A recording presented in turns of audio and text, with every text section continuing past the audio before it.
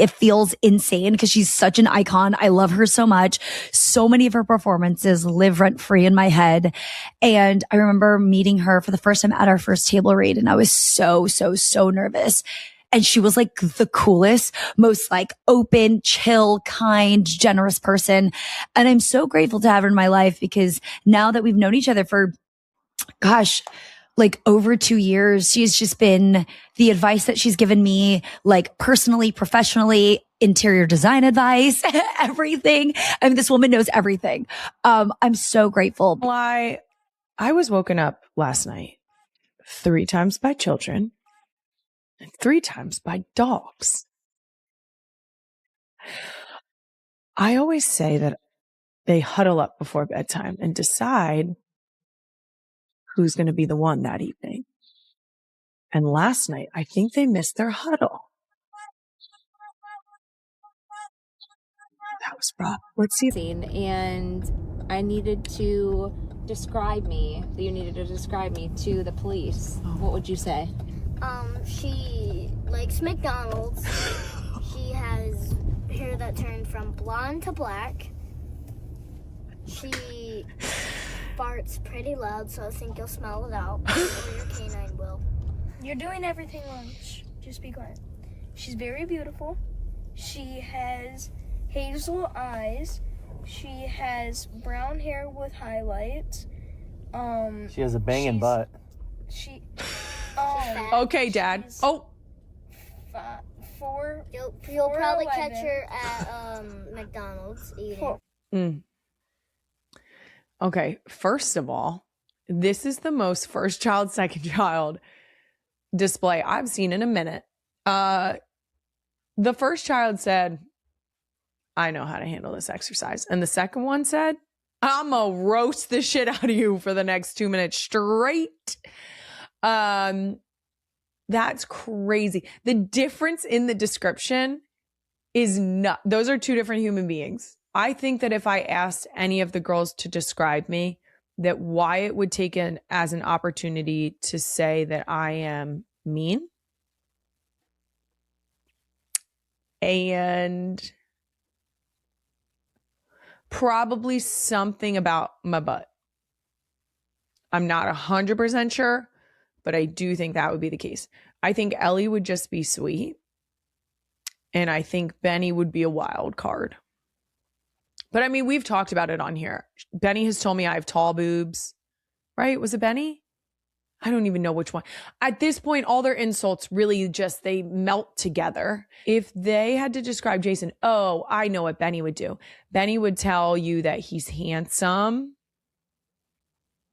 She might tell you he has a beard, but she would definitely tell you he's handsome because every time she sees him recently, she goes, I love you, Dad. You're so handsome. I don't know what she's working towards, but I'm going to figure it out. And the number of times she said it at this point, it's got to be big. Maybe it's expensive. I don't know. She's working on something. You're so handsome, Dad. I love you.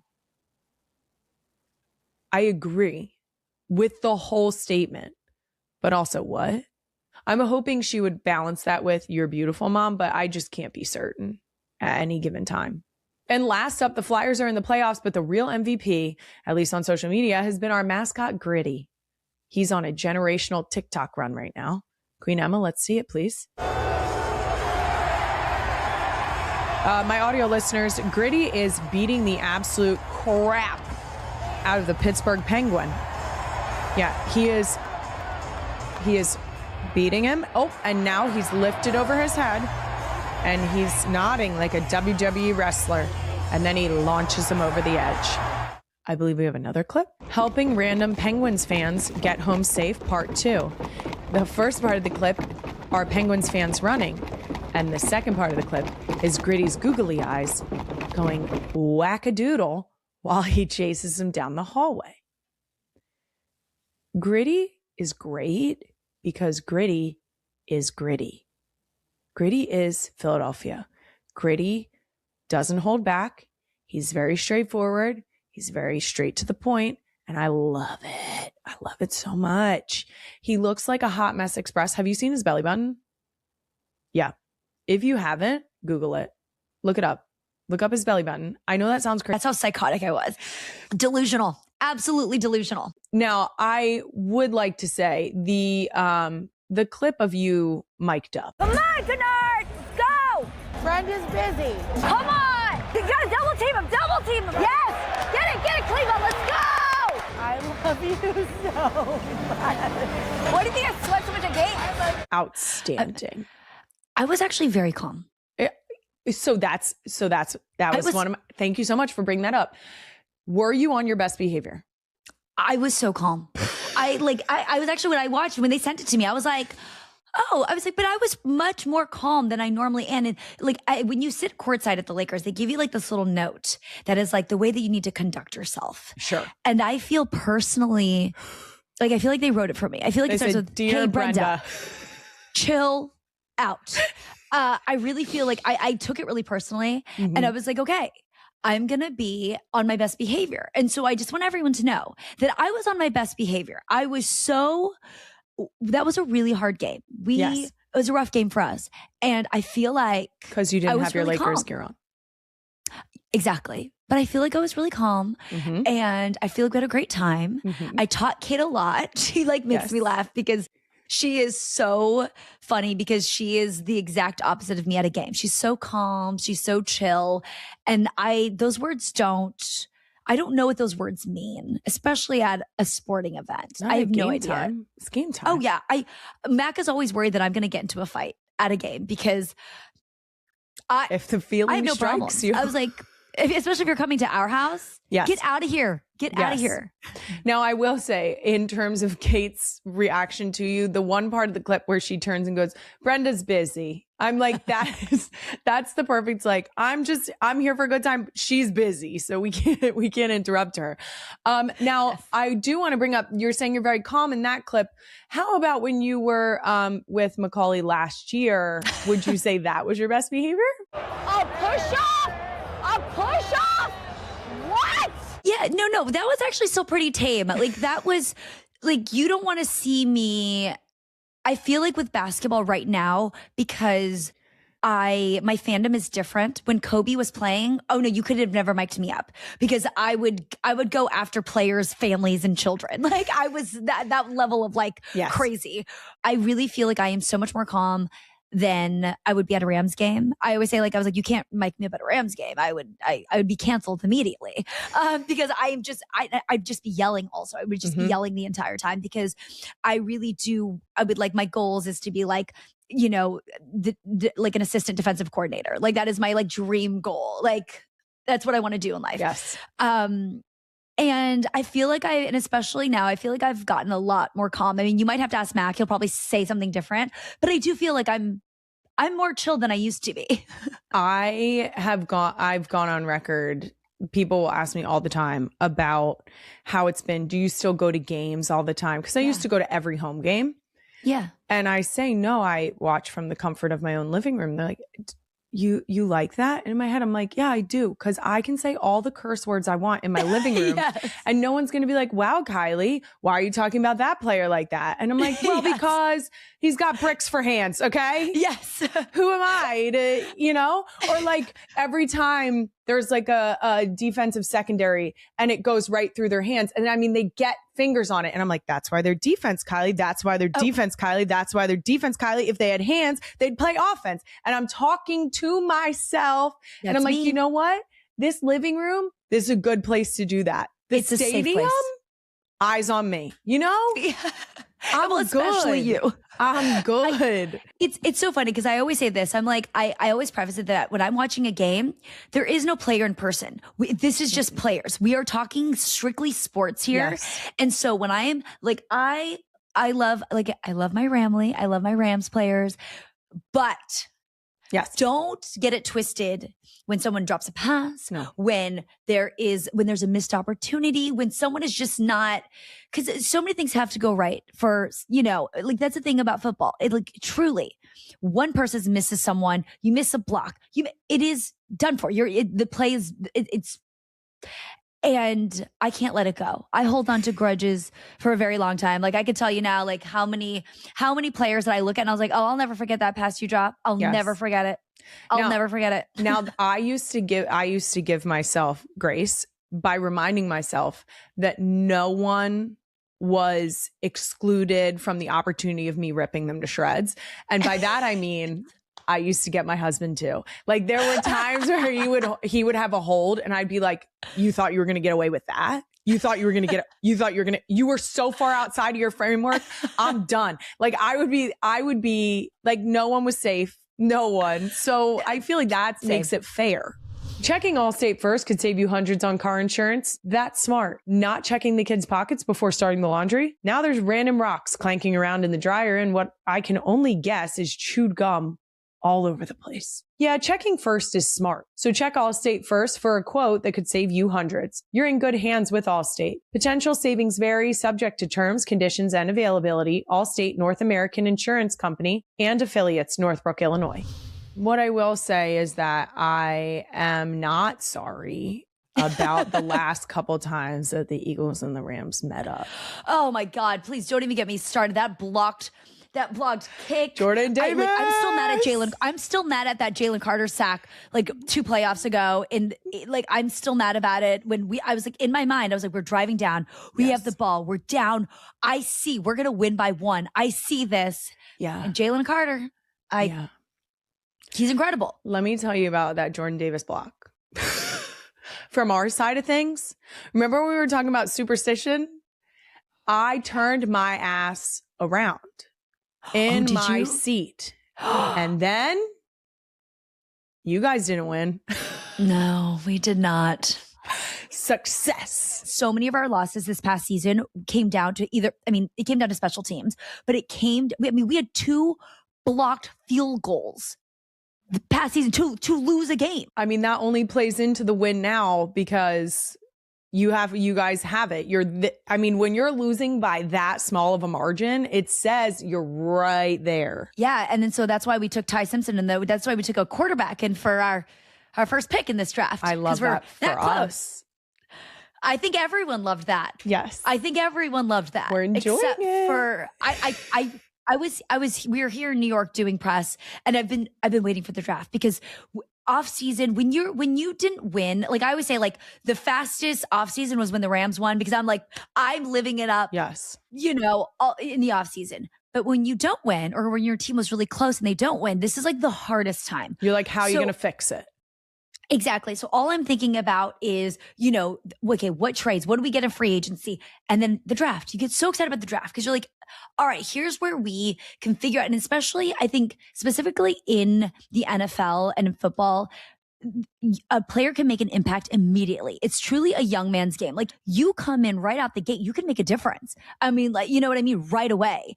And so that's what's hard for me is like, we can't wait 3 years. Matt Stafford will be 742. Like, you know what I mean? I'm like, we are. Oh gosh, we are a win now team, and so I'm really frustrated because all the other picks that we took a tight end, like an O-line, defensive line, a wide receiver. I'm like, yeah, that's what I thought we were going to take, and I thought we were just going to take a star player, someone like a Mekhi Lemon, a Caleb Downs, a Reuben Bain, someone that's going to make an impact right away. And I hope Kylie, I hope in a couple of years that I'm eating my words. Like, I hope I'm going, Brenda, past Brenda was wrong. I hope I'm wrong. I mean, as long as it is not against the Eagles, I hope you're wrong too, just because I love your passion. We actually did a funny thing we were all together with our cast and everyone, like Justin was like, you know what we should do? Show each other's For You page, like, or explore page on Instagram. And I was like, what is mine? Cause I'm not really on social. And like mine, like, I mean, let's see. It is, I don't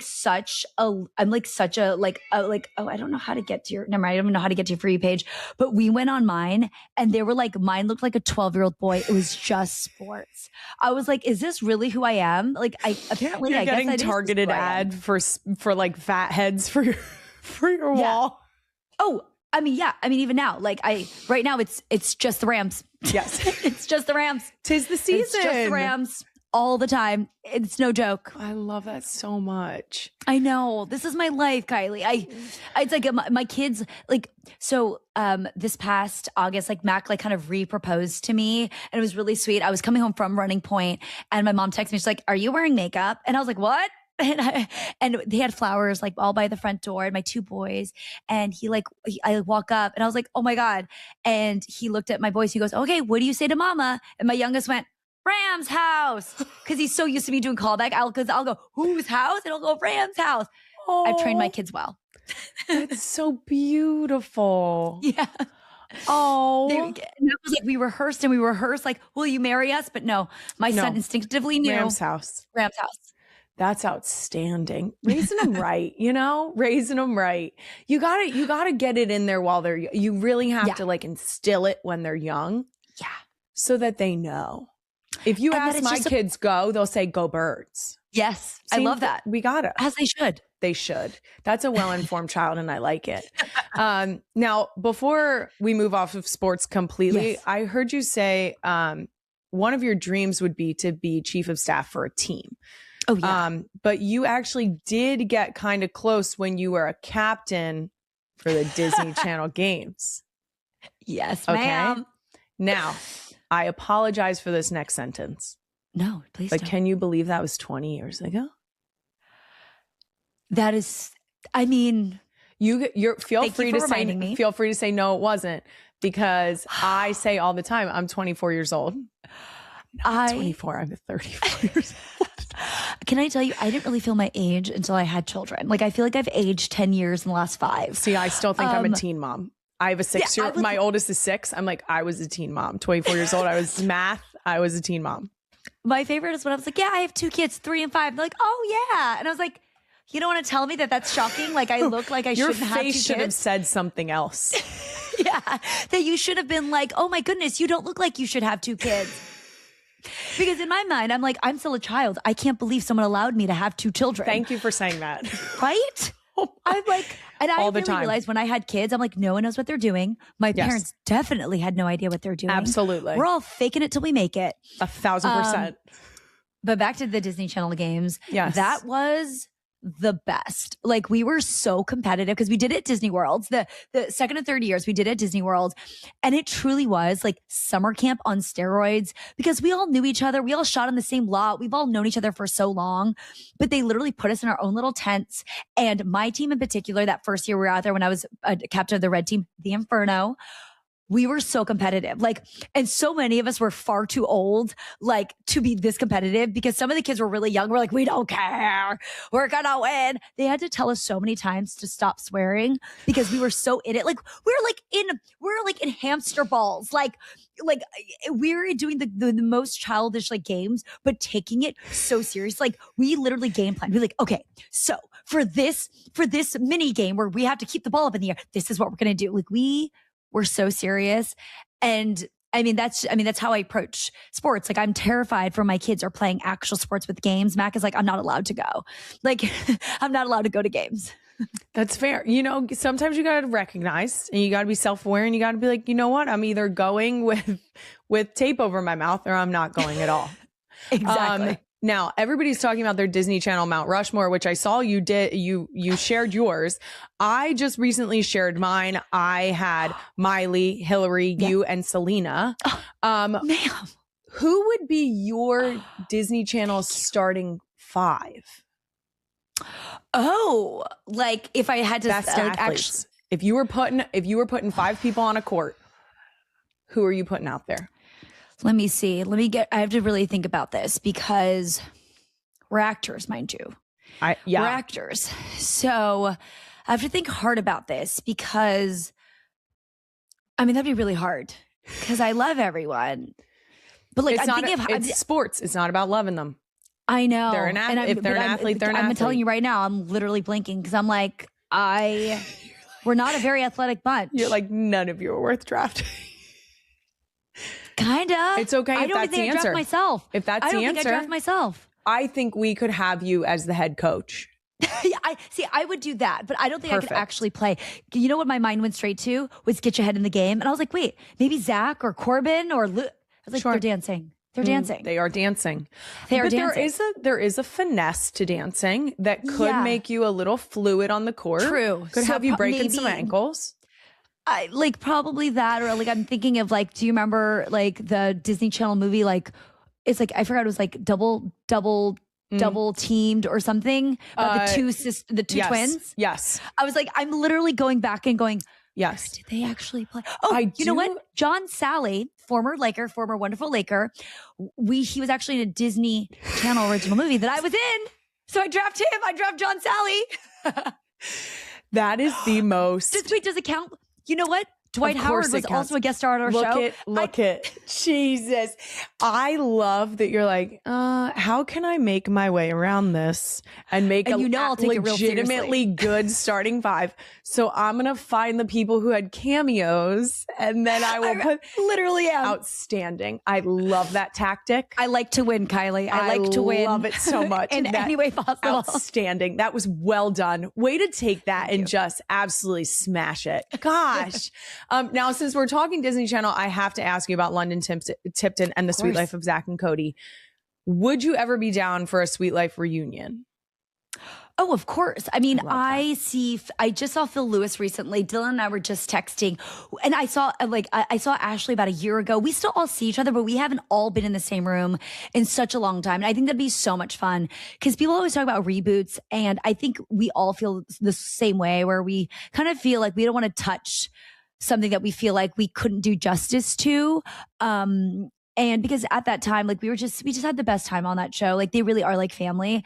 But 1,000%, I would love to get everyone together in a room together because it's been so long, and I've sort of seen everyone individually, but we haven't all been in the same room in a really long time. And I think that'd be so much fun. We're married with kids. All of us are like, it's insane. We're all so old. I would love it. I feel like the nostalgia would just hit so hard. And I do think that, like you're saying, a reunion would be so refreshing. And I wouldn't say no to a reboot, but if it's not you guys, like the nostalgia of it is you guys.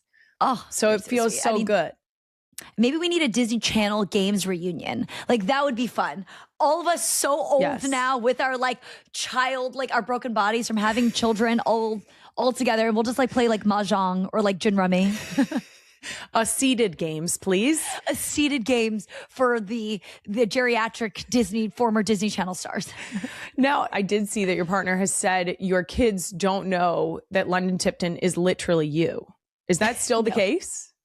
They don't understand. Like Mac has behind my back shown them things that I've in. Like our oldest is really into like superheroes and like Ninja Turtles. And we showed them like the Ninja Turtles from the 90s and like Three Ninjas. Do you remember those movies? Yes. And so they were very into it. And Mac showed them Wendy Wu.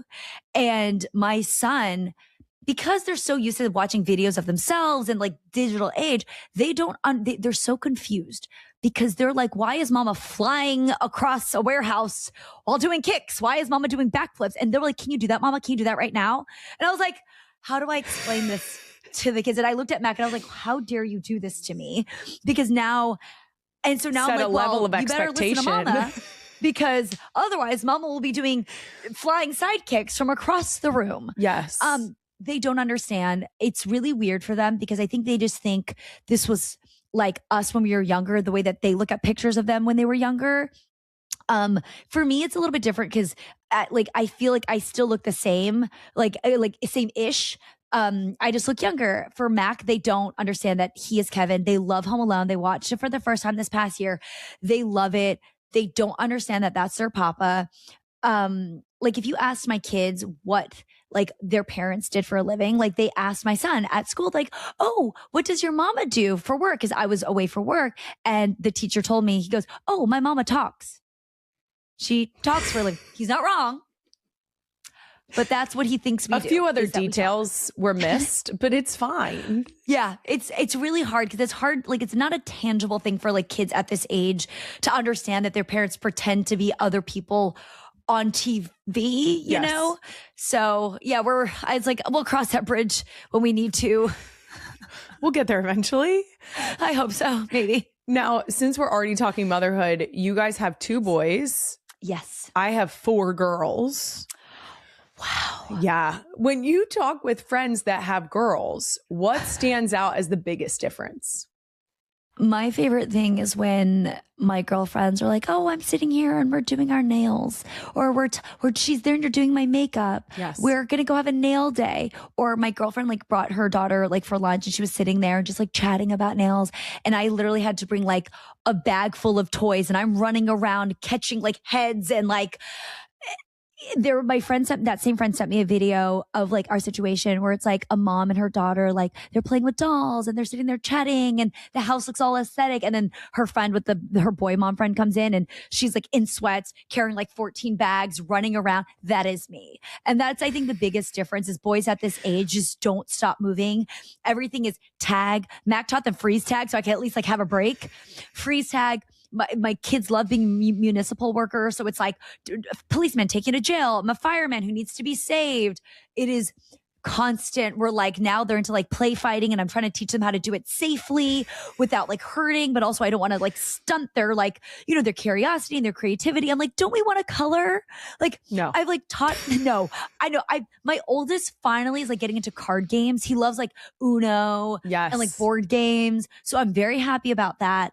But most of the time it's like, let's play tag. Let's, can I chase you, mama? And they'll like literally chase me and they're like run around car. I never stop.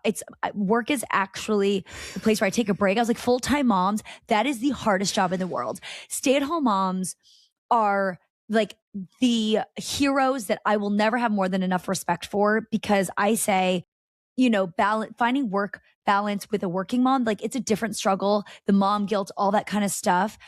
But I remember 2 weeks after having my first son, my mom, who's like, we don't have a traditional nanny. I have my mom because Asian mom looked at us and was like, if you get a nanny, I'll be insulted. And it's like the biggest blessing in our lives. I remember looking at her after like 2 weeks postpartum and be like, I am so sorry for anything I've ever done to upset you, to hurt you, to ever like cause you stress, because being a mom is so hard. And she did it with 3 kids and like being at home and like run, like, I don't know how she did it. Like she truly like, I don't know how you do it. Like it is so hard. It is so hard. Like right now being here has been so hard being away for the kids, but it's like this balance of like figuring out, the mom guilt and understanding that I truly have to for me to be the best mom, I have to be the best me. And a huge part of that is work. Like that really makes me feel strong and confident and like me, because I love my work so much, and trying to do that while also being with my kids as much as I can be. And also trying to teach them that you have to work. It is crazy to think that you are molding their upbringing. So like, what your childhood did for you. And obviously you want to try and replicate certain things and not replicate other things. Yeah. But at the end of the day, you are making what we now look back on as our childhood and what made us who we are. So that's a crazy responsibility to have. The pressure is insane. Someone once told me, just remember when you speak to your children, that is going to be their inner voice as adults. Yes. And I went, thank you for reminding me. Their pressure is not enough already. Yes. To raise good children, smart children, curious children. I always say, like right now, like my son we have one that's 3.5, one that just turned 5. And it's such a tricky time because they're both so curious and they want to know about everything, questions about everything, but also they're testing their boundaries and limits. And like my son the other day said to me, goes, Mom, you're always so mean to me. You're always telling me what to do. And I like got so emotional. I had to like walk away because I went, that is not what I want to do. But at the same time, it's like, how do you find the balance of teaching your kids what's right and wrong and what's smart? Because, we like to not say good or bad. It's what's smart and not smart decisions.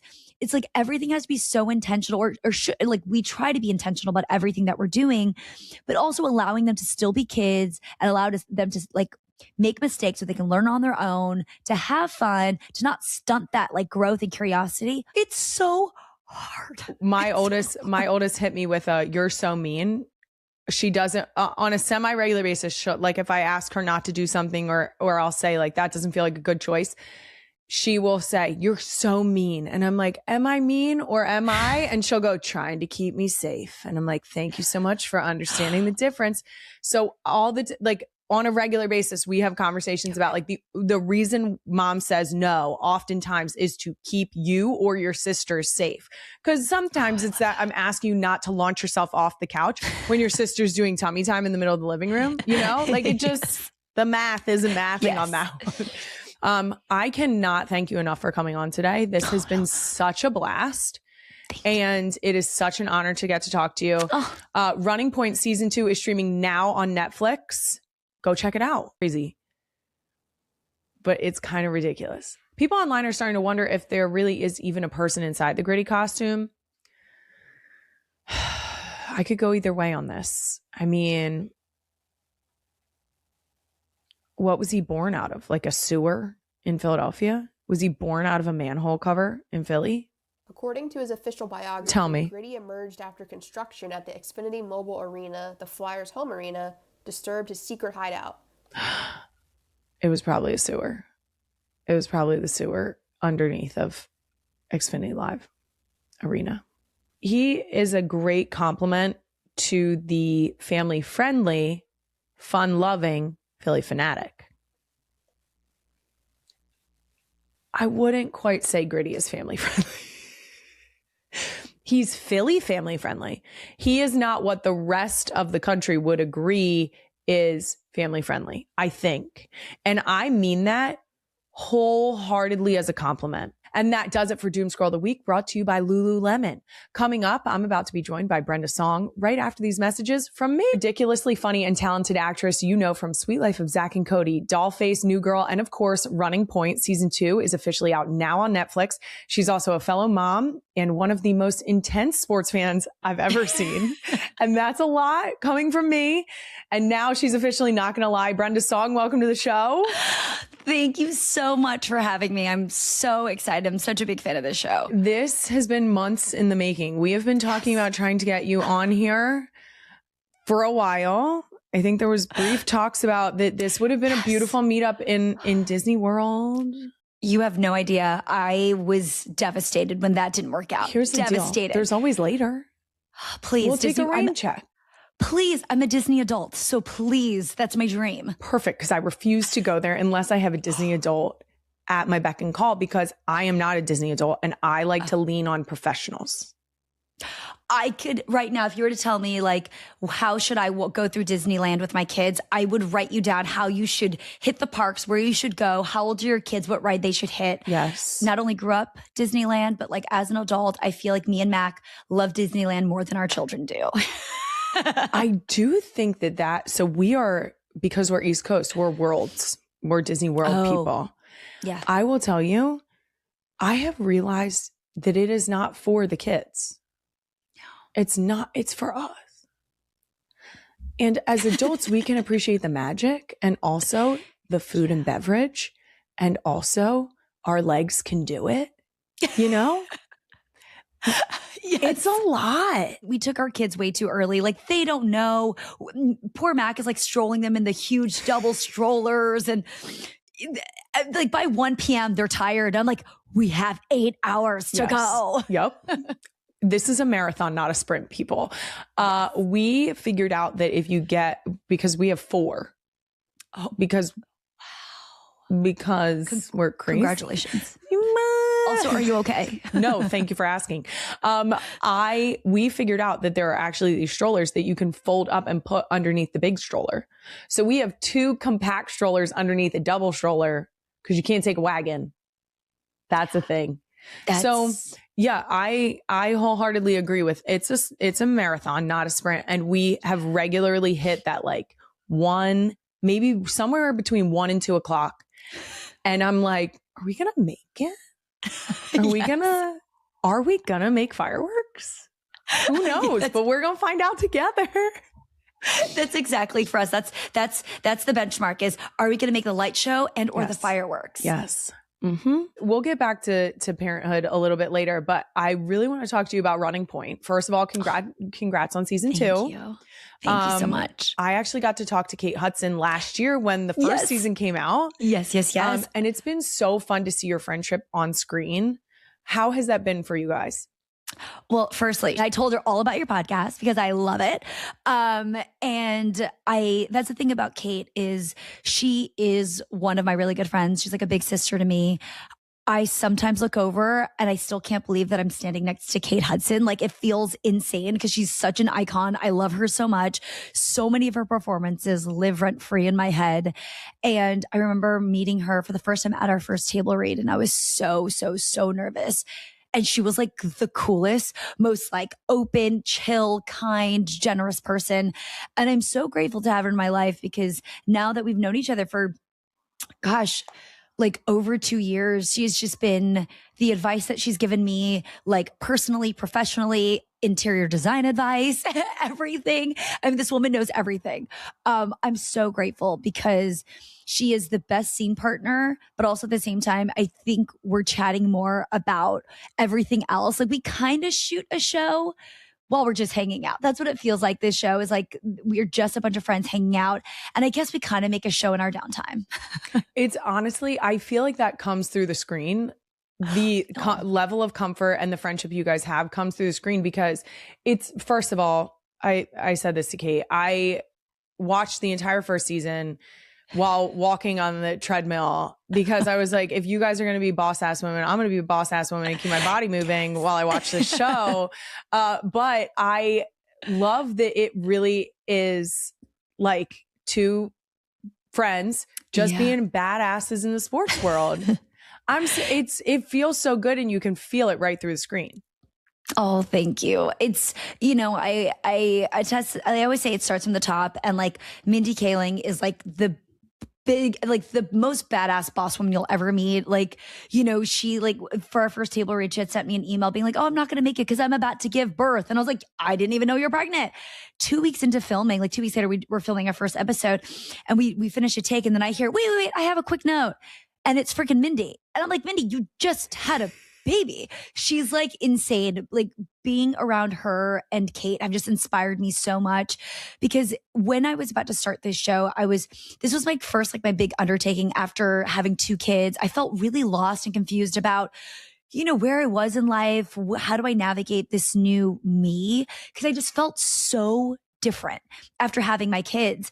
And you know how, like, I feel like society tells like all like working moms, like, no girl, you got to go out there and keep working, live your best life, be a boss bitch, but also be a full-time mom. You can't miss a single soccer practice. Make sure every bedtime.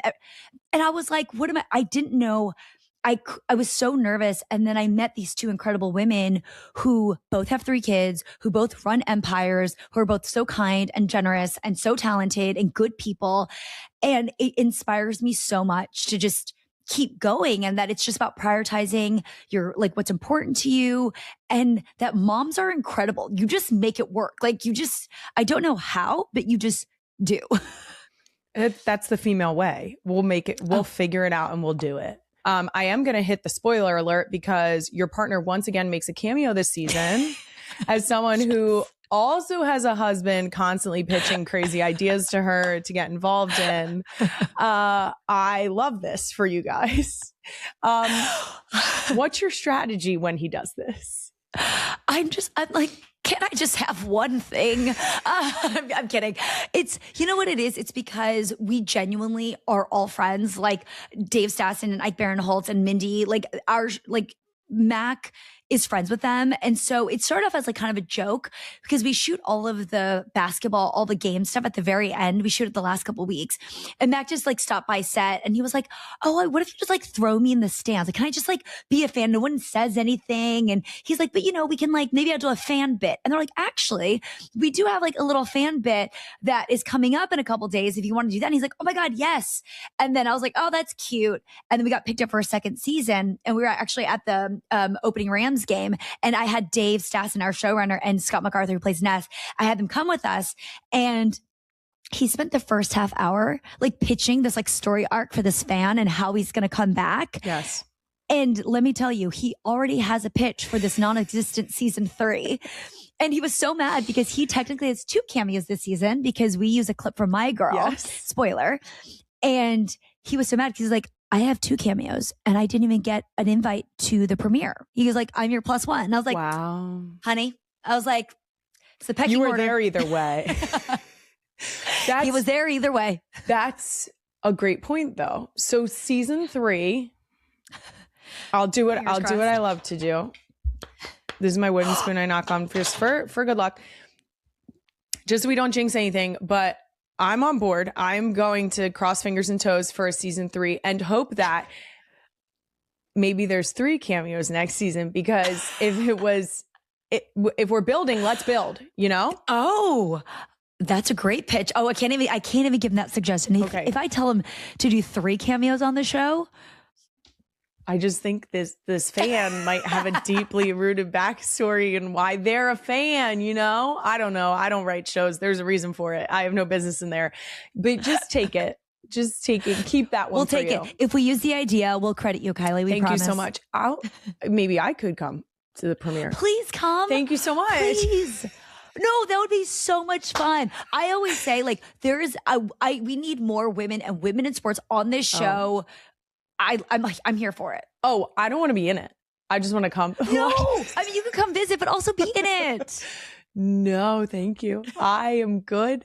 Have you ever seen the Homer Simpson when he melts into the hedge? Yes. That's me. That is me. Find a hedge, I'll be in it. I am good.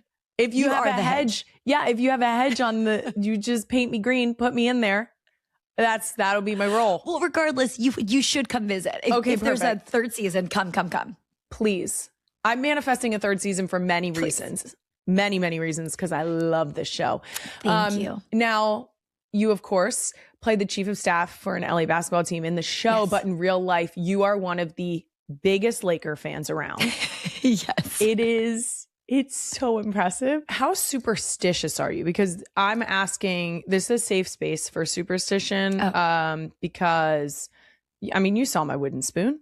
I like to keep something handy just in case. We'll scale it. I need to know how superstitious you are on a scale of 1 to turning around in your seat at the stadium if shit isn't going your way. It is. So I've been better now because I literally went to the hospital watching a Laker game at home. I hyperventilated because I was watching a game.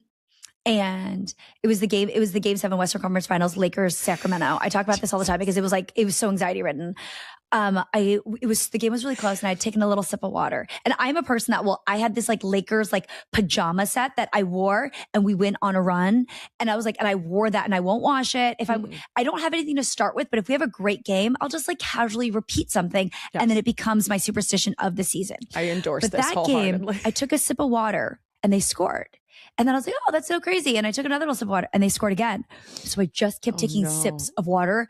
And this was like the start of the second half. And by the end of it, I literally threw up. I was freaking out because we won the game. And I like literally hyperventilated and had to be taken to the hospital. And at the hospital, I was in there waiting and I wanted to watch the post game. And I was trying to make myself throw up because I was like, if I just throw up, I can go home.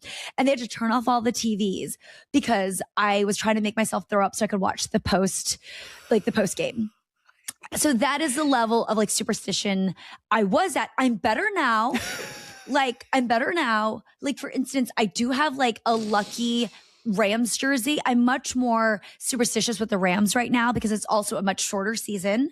Because I used to be in 82 games a year, whether I was listening to it on the radio with Stu and Chick. I would listen to it on the radio because that's how old I am. And that's how long I've been watching the Lakers. Mm-hmm. And when I was shooting The Sweet Life, they had to put a monitor under, because we shot in front of a live audience. So they had like bleachers. They'd have to put a monitor underneath the bleachers if there was a game on so I could watch, because otherwise I'd be so distracted because I need to know what the score was. Yes. Absolutely. Yes. So that is the level of superstition I have now. Like, I was so nervous, and I still think this is why the last game we went to was the OKC game. And mind you, LeBron wasn't playing, AR wasn't playing, Luka wasn't playing. But it is the first time, because when I go to a sports game, I'm in head to toe in my team's gear. I do not like to, and I went and we had just come from a long day of press and I wasn't wearing any Lakers gear. And I attest as to why we lost that game is because I was not wearing Lakers gear. Because I never go to a sports game without wearing, so I'm like, that's what it was. It's because I wasn't wearing my Lakers gear. I can't disagree with you. I'm sorry to put that pressure on you, but I can't disagree with you. Yeah. Okay. Well, you're never going to make that mistake again. Never. I kept thinking about it because we went straight from our press and I was like, I don't have any Lakers gear. I'm going to freak out. Like, this is not going to be okay. Next time we stop at the pro shop. We have to. You have no other choice. This feels really good to me. I'm sorry that it feels so bad for you, but it feels great to me. Now, the one other thing I will bring up about the Lakers is that I saw somewhere that on the Sweet Life set that you had a cutout of Kobe. Is that correct? My dressing room for the entirety was all Lakers out. Like I have you walk in, you met a life-size Kobe Bryant, met you at the door, but I had Lakers theme blankets, pillows, mirrors. It was all Lakers theme. The entirety of I was always Lakered out. I mean, I had sneakers I had custom made. They were like old school dunks that were purple and gold, and they say Ms. Brenda Bryant on the side because Brenda Song recently shared a deeply emotional moment on the NGL podcast that has left fans and even Kylie Kelce in a state of absolute shock. While the world often sees the glitz and glamour surrounding Taylor Swift, Brenda took a moment to peel back the layers, revealing a side of the pop icon that many rarely get to witness. As Brenda began to speak about Taylor's influence and her character, her voice started to tremble, and it wasn't long before tears began to well up in her eyes, catching everyone off guard with the sheer intensity of her sincerity. Brenda Song described Taylor not just as a global phenomenon, but as a human being who carries the weight of the world on her shoulders with an incredible amount of grace.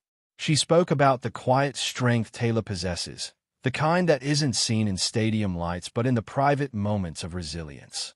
Brenda's raw vulnerability created a heavy silence in the studio, making it clear that her admiration wasn't just professional, it was deeply personal. She touched on how Taylor's music and her unwavering spirit have acted as a lifeline for so many, including herself, during times of immense pressure. Kylie Kelce, sitting across from Brenda, appeared visibly stunned by the depth of this outpouring. Kylie, who has her own unique perspective on the whirlwind that follows Taylor, seemed moved by the raw honesty Brenda displayed. It wasn't just a casual mention of a friend or peer. It was a testament to the profound impact one person can have on another's soul. Brenda's tears served as a powerful reminder that behind the record-breaking tours and the headlines, there are real connections and a human heart that feels everything. Brenda Song concluded her thoughts by emphasizing that Taylor's true magic lies in her ability to make everyone feel seen, even when she is the one the entire world is watching. This heartfelt tribute has resonated far beyond the podcast, sparking a wave of emotion across social media. It wasn't just a headline-making moment. It was a rare, unfiltered look at the bond between women in the industry and a beautiful acknowledgement of the light Taylor Swift continues to bring into the lives of those around her.